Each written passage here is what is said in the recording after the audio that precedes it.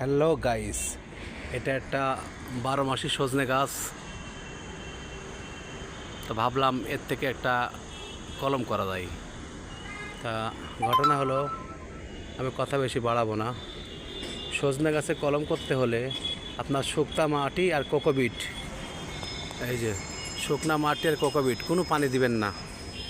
এখান থেকে মাটি এমনি ভিজা থাকে, এর সাথে কোকোপিট মিক্সড করবেন। এই যে কোকোপিট মিক্স করবেন, একটা প্লাস্টিকের পাত্র নেবেন। এই যে ওয়ান টাইম কাপ বড় গ্লাস, এটার ভিতরে মাটি ভরবেন। মাটি ভরে এটা কেটে নেবেন, কেটে ডালের ভিতরে ঢুকাবেন, দিয়ে একটুক জায়গা কেটে নেবেন।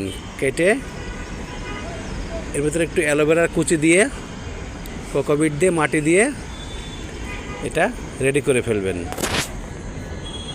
রেডি করে তারপরে পলিথিন দিয়ে মুড়িয়ে ধুয়ে দিবেন। হ্যালো গাইস, এভাবে 20 দিন বেঁধে রাখলেই আপনাদের 12 মাসি সজনে কলম হয়ে যাবে।